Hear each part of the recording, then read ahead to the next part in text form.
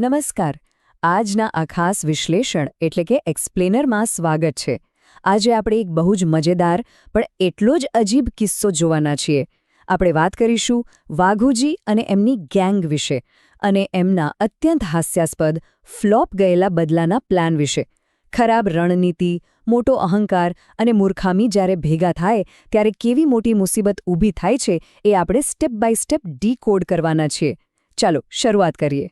તો ચાલો સૌથી પહેલા આ જુઓ. છરી ગરમ કરો અને સની દેઓલની જેમ ગોળી કાઢી લો. ભાઈ, આ કોઈ બોલિવૂડ ફિલ્મનો ડાયલોગ નથી, પણ આ ગેંગનો રિયલ લાઈફ એક્શન પ્લાન છે. એમનું માનવું છે કે માણસ ગોળી વાગવાથી નથી મરતો, પણ ગોળીના ઝેરથી મરે છે. મતલબ લોજિક તો જુઓ એમનું. વાસ્તવિકતાથી આટલો દૂરનો તર્ક જે આપણને બતાવી દે છે કે આ ગેંગનું મગજ કઈ દિશામાં દોડી રહ્યું છે. વિભાગ 1: શરમનું કારણ અને આબરૂનો સવાલ. હવે સમાજશાસ્ત્રમાં આબરૂ બચાવવી કે સેવિંગ ફેસ નામનો એક બહુ જાણીતો કન્સેપ્ટ છે. લોકો પોતાનું સન્માન બચાવવા માટે કંઈ પણ કરતા હોય છે, બરાબર ને? પણ વાઘુજીએ તો આ વાતને સાવ સિરિયસલી અને શાબ્દિક રીતે જ લઈ લીધી. રઘુ નામના માણસે એમની આબરૂ કાઢી એટલે વાઘુજીએ ખરેખર લિટરલી પોતાનું મોઢું કાળું કરી નાખ્યું છે. તેઓ પબ્લિકમાં કાળું મોઢું લઈને ફરે છે. આ કેટલી અતાર્કિક અને હાસ્યાસ્પદ સ્થિતિ છે, જરા વિચારો. એમની માનસિકતા તો જુઓ. એમણે સોગંદ ખાધા છે કે જ્યાં સુધી રઘુ પાસેથી બદલો નહીં લેવાય ત્યાં સુધી આ મોઢું કાળું જ રહેશે. એ ધોશે જ નહીં. ખરેખર આ એક જાતે જ પોતાને આપેલી સજા છે. આના પરથી સાબિત થાય છે કે જ્યારે માણસના મગજ પર શરમ અને બદલાની ભાવના સવાર થઈ જાય ને ત્યારે એ બધું જ લોજિક ભૂલી જાય છે અને પોતાનું જ નુકસાન કરી બેસે છે.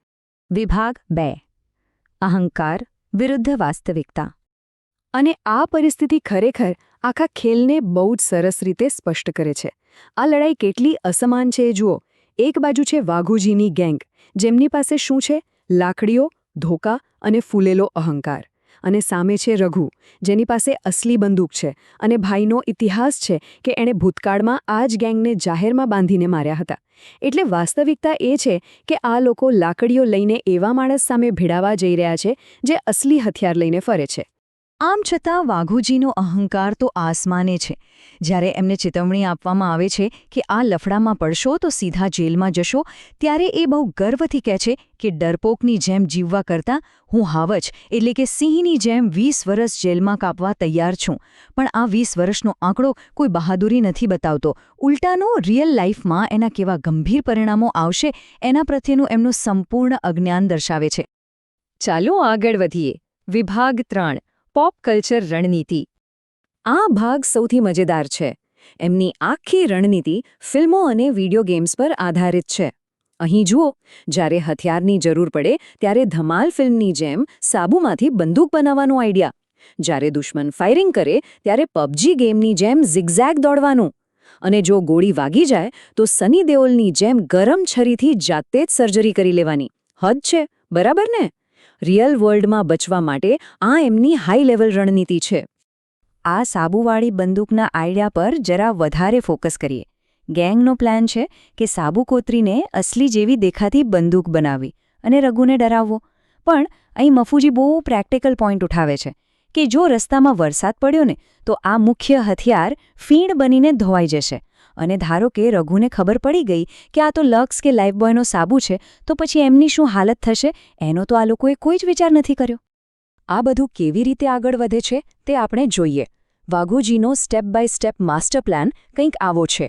સ્ટેપ 1: રઘુના ઘરની બહાર જઈને રાડો પાડીને એને ઉશ્કેરવો. સ્ટેપ 2: રઘુ બહાર આવીને ગોળીબાર કરે એટલે તરત જ પબજી સ્ટાઇલમાં ઝિગઝેગ ભાગવાનું ચાલુ કરી દેવું. અને સ્ટેપ 3: જો ભૂલથી ગોળી વાગી જાય તો છરી ગરમ કરીને જાતે જ ઓપરેશન કરવું. આ આખી યોજનામાં લોજિક કે વાસ્તવિકતા જેવું કંઈ છે જ નહીં. આ પ્લાન સંપૂર્ણપણે જીવલેણ છે. વિભાગ 4: અવગણવામાં આવેલ તર્કનો અવાજ. હવે આ ગેંગમાં મફુજી અને ભૂપતજી જેવા લોકો પણ છે, જે વારંવાર આ લોકોને વાસ્તવિકતાનું ભાન કરાવવાનો પ્રયાસ કરે છે.